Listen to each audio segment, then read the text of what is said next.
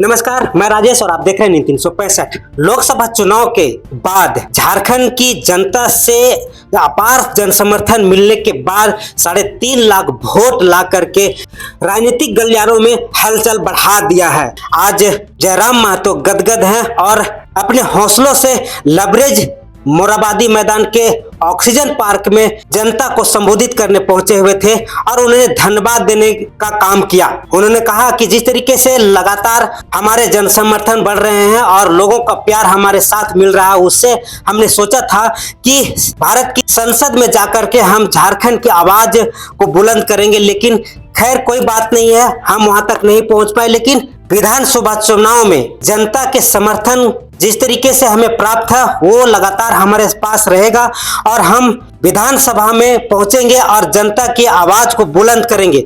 इन सारी बातों को लेकर के महतो ने लगातार सवालों का जवाब देते हुए कहा कि जिस तरीके से हमारे झारखंड में समस्याएं हैं, उन समस्याओं को दूर करने के लिए युवा नेताओं को राजनीतिक में आना होगा और इसी को लेकर के हमने आज राजनीतिक क्षेत्र में कदम रखा है और आगे भी रखेंगे। मीडिया को संबोधित करते हुए जयराम महतो ने क्या कहा, देखें पूरा रिपोर्ट। की राजधानी झारखंड का हृदय रांची में इस राज्य के तमाम सम्मानित पत्रकार बंधुओं, मीडिया कर्मी, हमारे साथी, हमारे भाई, हमारी बहनगण, आप सबों को सबसे पहले हम लोग अपने पूरे संगठन के माध्यम से अभिनंदन करते हैं, आभार करते हैं और आपका धन्यवाद करते हैं कि आज चुनाव में जो भी परिणाम हमें हासिल हुए उनमें कहीं ना कहीं आप सबों का बहुत योगदान रहा। आप सबों ने हम जैसे नौयुवाओं को अपने चैनल में स्थान दिया, हमारे विचारों को गांव-गांव तक लेकर जाने का प्रयास किया। इसके लिए आप सबों का हम लोग तहे दिल से आभार प्रकट करते हैं, अभिनंदन करते हैं। और साथ ही साथ आज ही हमारे 18 जून है, यानी एक साल पहले ही हम लोगों ने राजनीतिक इलेक्ट्रल पॉलिटिक्स में कदम रखने का घोषणा किए थे, फैसला किए थे बलियापुर की मिट्टी से। तो आज साल भर हुए, उसको भी लेकर हम लोग शुभकामनाएं सबों को।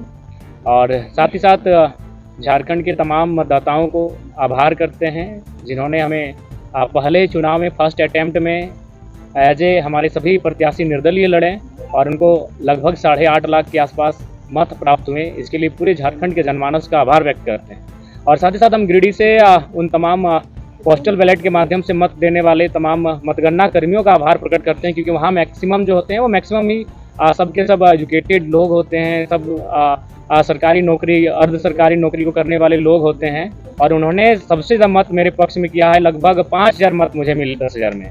तो तमाम मतगणना कर्मी जिन्होंने मतदान किया है उनका एक बार पुनः विशेष आभार, और बाकी इस राज्य की जनता का बहुत बहुत आभार जिनके माध्यम से आज हमें एक हौसला मिला है, कि एक नई ऊर्जा मिली है।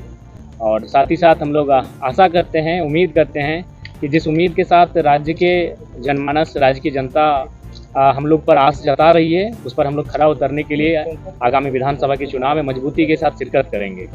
और साथ ही साथ केंद्र में जो नई सरकार बनकर आई है उनको हम बधाई देंगे, उनको शुभकामनाएं देंगे और उनसे अपेक्षा रखेंगे कि सबसे पहले जो नीट का मामला सामने आया है, जिसको लेकर काफ़ी चर्चाएं हो रही है, पूरे देश में माहौल गर्म है, इस नीट में जो समस्याएं आई इनका समाधान किया जाए। क्योंकि आज लाखों करोड़ों युवाओं का भविष्य इन परीक्षाओं में तय होता है, इन परीक्षाओं के माध्यम से अपने भविष्य को तय करते हैं। तो जो नई सरकार देश में बनकर आई है उनसे मेरी अपील होगी झारखंड के तमाम मीडिया हाउस के माध्यम से इस समस्या का निदान हो।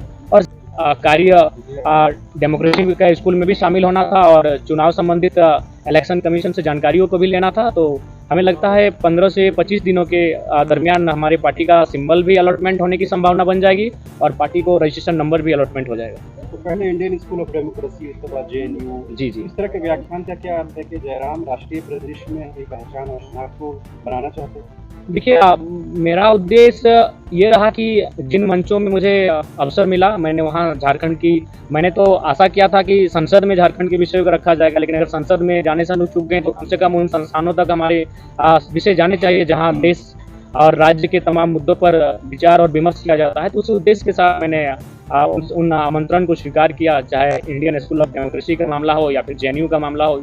और साथ ही हम लोग वहाँ एग्रीकल्चर यूनिवर्सिटी भी गए थे, वहाँ के भी तमाम रिसर्च स्कॉलर से मिले जहाँ झारखंड के भी युवा हैं। तो वहाँ जाने का उद्देश्य यही था कि हम झारखंड के विषयों को उनसे साझा कर सकें और उन विषयों पर निदान कैसे हो, आने वाले विधानसभा चुनाव में हमारी स्टडी क्या हो, उन विषयों पर बात करने के लिए।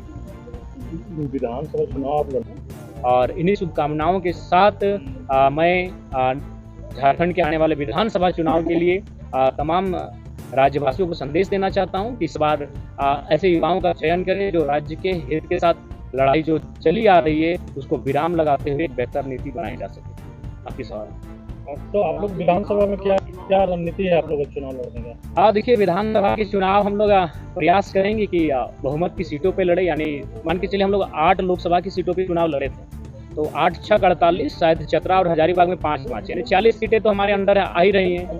तो उन 40 सीटों पे तो लड़ना ही है। उसके बाद हम लोग जमशेदपुर में प्रत्याशी नहीं दिए थे, खूंटी पे नहीं दिए थे, गोड्डा में नहीं दिए थे, तो हमें लगता है इन 3 लोकसभा में हम लोग जाएंगे, वहाँ हमारे वोटर्स हैं, वहाँ हमारे कार्यकर्ता हैं, तो हमें लगता है कि 55 के आसपास विधानसभा सीटों पर हम लोग चुनाव लड़ते हुए दिखेंगे।